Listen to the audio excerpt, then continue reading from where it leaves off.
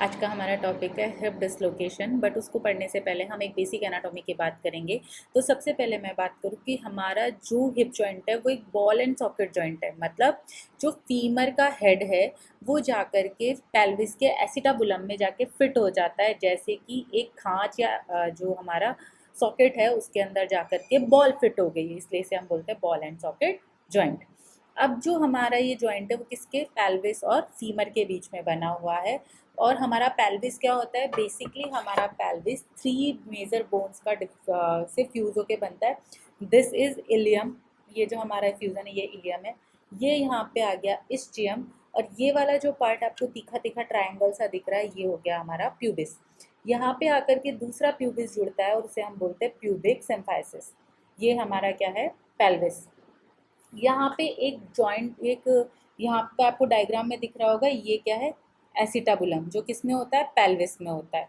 यहाँ पे आकर ये जो फीमर है, ये फीमर का हेड यहाँ पे देखो डायग्राम में, ये जो हेड है ये इस एसिटाबुलम का जो सॉकेट है उसमें जाके फिट हो जाता है, इसीलिए हम बोलते हैं इसे बॉल एंड सॉकेट जॉइंट।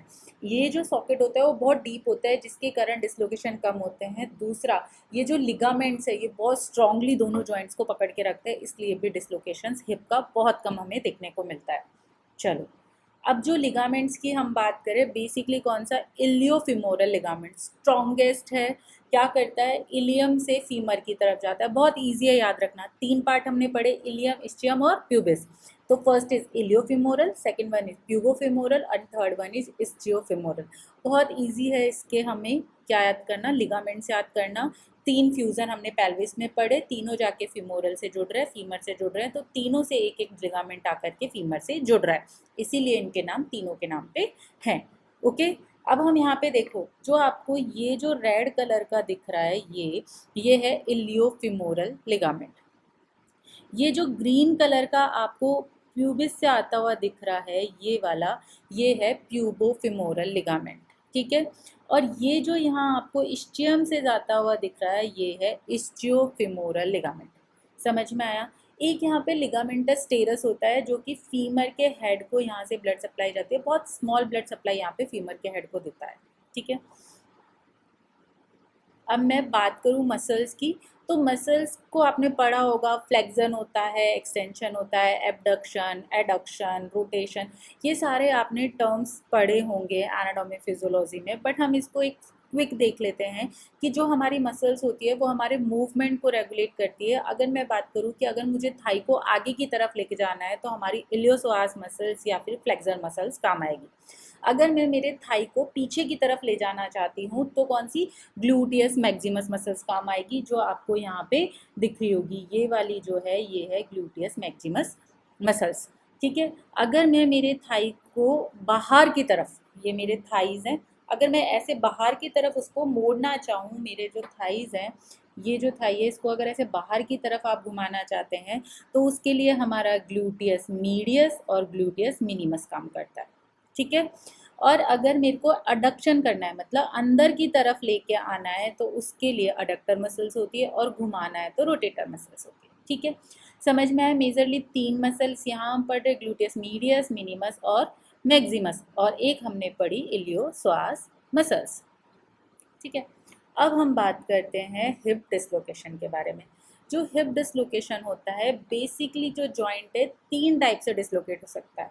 जैसे ये बॉल, ये सॉकेट है, ये हेड जाके फीमर का फिट हुआ, या तो ये पीछे की तरफ जा सकता है जिसे हम बोलते हैं पोस्टीरियर डिसलोकेशन, या ये आगे की तरफ आ सकता है जिसे हम बोलते हैं एंटीरियर डिसलोकेशन, या फिर ये एसिटाबुलम का ये वाला पार्ट तोड़ के ऊपर की तरफ सेंट्रली आ सकता है जिसे हम बोलते हैं सेंट्रल फ्रैक्चर डिसलोकेशन। यहाँ आपको डायग्राम में दिख रहे हैं तीनों, पोस्टीरियर, एंटीरियर और सेंट्रल फ्रैक्चर।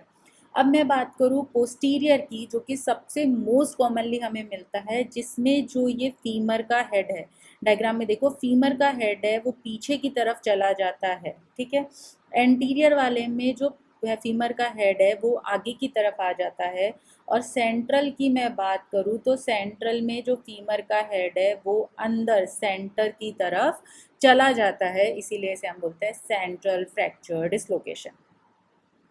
अब जो मेजरली 50% से भी ज़्यादा हमें देखने को मिलता है वो होता है पोस्टीरियर हिप डिसलोकेशन, जो 50% केसेस या उससे भी ज़्यादा केसेस में हमें देखने को मिलता है। इसमें जनरली क्या होता है, जो हमारे जो जैसे ये हमारा एसिटाबुलम है, इसका जो पीछे वाला लिप है वो टूट जाता है। वो टूटने के कारण क्या होता है, फीमर का हेड पीछे की तरफ मूव करता है, इसे हम बोलते हैं पोस्टीरियर डिसलोकेशन। ठीक है, आपको यहाँ डायग्राम्स में दिख रहा होगा, ये नॉर्मल कंडीशन है और यहाँ पे ये एसिटाबुलम था, इसको छोड़ के फीमर का हेड है वो पीछे की तरफ चला गया, जिसे हमने क्या बोला, पोस्टीरियर डिसलोकेशन बोला। ये यहाँ पे आपको क्लियरली दिख रहा होगा कि ये एसिटाबुलम के हेड को छोड़ के पीछे की तरफ चला गया। चलो, अब ऐसा होता क्यों है, देखो मैंने बोला जो फीमर जो हिप जॉइंट है, जो कि फीमर और पेल्विस के बीच में बना हुआ है, वहाँ पे बहुत स्ट्रॉन्ग लिगामेंट्स है जो उसको होल्ड किए हुए हैं, प्लस जो आपका एसिटाबुलम है वो एक डीप सॉकेट है, बहुत गहरा है, तो उससे फीमर के हेड को निकालना बहुत ईजिली तो पॉसिबल नहीं है। जितना जल्दी हमारा शोल्डर जॉइंट डिसलोकेट हो जाता है उतना जल्दी हमारा हिप जॉइंट डिसलोकेट नहीं होता है। इसका मतलब उसके लिए हमें बहुत ज़्यादा फोर्स चाहिए ताकि हमारा हिप जॉइंट डिसलोकेट हो सके। इसका मतलब ऐसी इंजरी जो कि डायरेक्ट हो, बहुत ज़्यादा वायलेंस के साथ की गई हो, इसमें हमारा डिसलोकेट हो सकता है। इसमें फर्स्ट पोस्टीरियर डिसलोकेशन कैसे होगा, यहाँ पे आपको देखो एक फीमेल दिख रही है, वो ऐसे लेटी हुई मानो आप, तो अगर कोई व्यक्ति इस तरीके से अपने पैर को स्ट्रेच कर रहा है और आपने उसी टाइम इसके पैर को नीचे की तरफ पुश कर दिया, मतलब एक्सेसिव पुशिंग कर दी, तो उसके कारण इससे यहाँ से फीमर का जो हेड है वो निकल के कहाँ चला जाएगा, पीछे की तरफ चल जाएगा। इसे हम बोलते हैं पोस्टीरियर हिप डिसलोकेशन। ऐसा जनरली कब होता है, मोटर एक्सीडेंट्स में, अगर कोई मोटर व्हीकल एक्सीडेंट्स होता है उसमें ये देखने को हमें सबसे ज़्यादा मिलता है। जो सबसे कॉमन जो टाइप है वो होता है डैशबोर्ड इंजरी। अब डैशबोर्ड इंजरी होता क्या है समझो, एक ये लड़की है जो यहाँ बैठी हुई है, इसके जो नी जॉइंट है वो एकदम आके डैशबोर्ड पे अड़ा हुआ है। जैसे ही कोई कोलिजन होता है, इसका नी आगे जाके डैशबोर्ड पे भिड़ता है, तो उससे प्रेशर क्या होता है, किस पे आता है, फीमोरल शाफ्ट पे आता है, और शाफ्ट ये प्रेशर आगे की तरफ देता है और यहाँ से क्या होता है, एस्टेबुलम का पोस्टीरियर लिप ब्रेक हो जाता है और जो हेड है वो पीछे की तरफ निकल जाता है। समझ में आ रहा है आपको, मैं यहाँ डायग्राम में जो आपको समझा रही हूँ, ठीक है। उसके अलावा क्या होता है, अगर कोई व्यक्ति सामने इस तरीके से डैशबोर्ड पे पैर रख के बैठता है, मान के चलो किसी व्यक्ति के दोनों पैर डैशबोर्ड पे रखे हुए हैं, ये व्यक्ति है, इसके जो दोनों पैर है इस तरीके से हमने बैठा दिया इसको डैशबोर्ड पे पैर रख के, कोई भी कोलिजन हुआ और अचानक से एयर बैग ओपन हुए, एयर बैग ओपन होने से क्या होगा, पीछे की तरफ वो मूव करेगा, एयर बैग यहीं खुलेगा, तो इसके पैरों को कहाँ देगा, पीछे की तरफ धक्का देगा, और यहाँ से क्या होगा, ये अपने एस्टाबुलम जो सॉकेट है वहाँ से हिप जॉइंट जो है, हमारी फीमर का जो हेड है वो बाहर निकल जाएगा और वो कहाँ चला जाएगा, पोस्टीरियरली डिसलोकेट हो जाएगा। समझ में आया, मतलब हमें डैशबोर्ड पे जो है कहाँ नहीं रखना चाहिए पैर, डैशबोर्ड पे पैर रख के नहीं बैठना चाहिए, उससे इंजरी होने के चांसेस बढ़ जाते हैं अगर एयर बैग ओपन हो गया तो।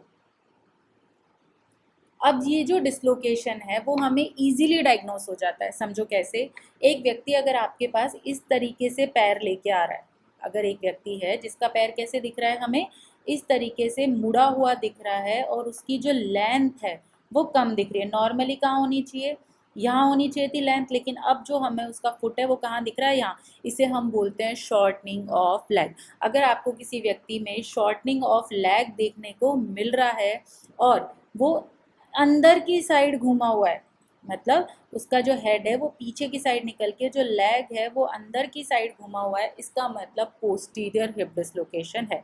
अगर यही पैर ऐसे बाहर की तरफ घुमा हुआ होता तो वो होता है एंटीरियर हिप डिसलोकेशन। ठीक है, अब ये होता कैसा है, सीवियर ट्रोमा के कारण होता है। कोई भी डिसलोकेशन है तो मेनली क्या होगा, पेन होगा, स्वेलिंग होगा, डिफॉर्मिटीज आएगी, ये हमें देखने को मिलेगी।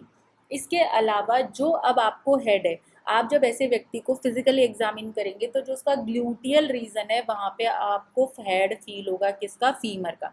क्या नॉर्मली अभी आप किसी व्यक्ति को, अगर आप खुद के ही आप फीमर अपने ग्लूटियल रीजन पे हाथ लगा के चेक करो, क्या आपको फीमर का हेड दिख रहा है क्या, नहीं। बट अगर डिसलोकेशन है और वो पोस्टीरियर साइड है तो कहाँ दिखेगा, ग्लूटियल रीजन में हेड दिखेगा। ठीक है, इससे हमें पता चल जाएगा। बट कभी कभी डिसलोकेशन मिस हो जाता है। अगर कोई व्यक्ति है, कोई सीवियर ट्रोमा हुआ है, फीमर फ्रैक्चर हो गया है या अनकॉन्शियस पेशेंट है, ऐसी कंडीशन में हम डायग्नोस नहीं कर पाते हैं कि उसको डिसलोकेशन भी है कि नहीं है। तो ऐसे समटाइम हमसे मिस हो जाता है, इसीलिए प्रिकॉशनली एक्सरे हमेशा करवा लेना चाहिए पेल्विस का, अगर व्यक्ति की पोजीशन इस तरीके की हमें दिख रही है तो। चलो, अब एक्सरे फाइंडिंग्स में हमें क्या क्या दिखने को मिलेगा। देखो, जनरली हम सबसे ज़्यादा जो हम एक्सरे में देखेंगे, फर्स्ट चीज़ हम क्या नोटिस करेंगे, फीमर का हेड। फीमर का हेड कहाँ पे है? अब ये जो एक्सरे है, ये वाला देखो आप, ये वाला जो मैंने अंडरलाइन किया, ये वाला एक्सरे देखो, ये एसिटाबुलम है। फीमर का हेड यहाँ पे इस तरीके से होना चाहिए था, बट जो फीमर का हेड है वो कहाँ चला गया है, वो यहाँ चला गया है। इसका मतलब फीमर का हेड एसिटाबुलम से बाहर चला गया है। तो फर्स्ट चीज़ हम क्या नोटिस करेंगे, फीमर हेड। अब सेकंड चीज़ हम क्या देखेंगे कि जो फीमर का हेड है उसके बाद जो फीमर है वो इंटरनली रोटेटेड है या थाई एक्सटर्नली रोटेटेड है, ये हम जिसमें नोटिस करेंगे। ठीक है, हमने देखा कि फीमर का हेड एसिटाबुलम में नहीं है।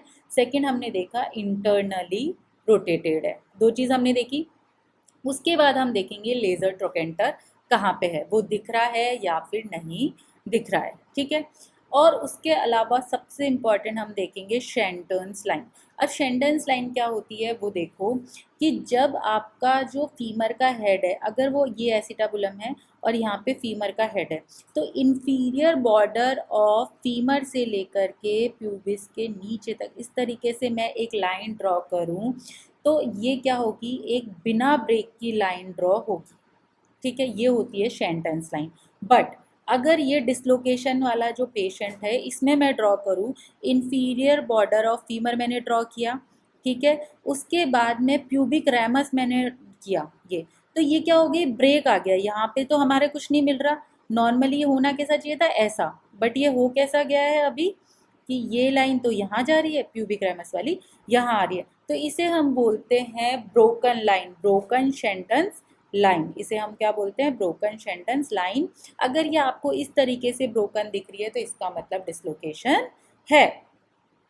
चलो देखो, यहाँ पे दिख रहा है आपको, ये ब्रोकन लाइन है, ये यहाँ पे गई, फिर उसके बाद यहाँ पे आ गई, जबकि अगर यहाँ वाले में देखें तो एक कंटिन्यूस लाइन बन रही है। इसीलिए हमें शेंटन्स लाइन भी चेक करना बहुत ज़रूरी है।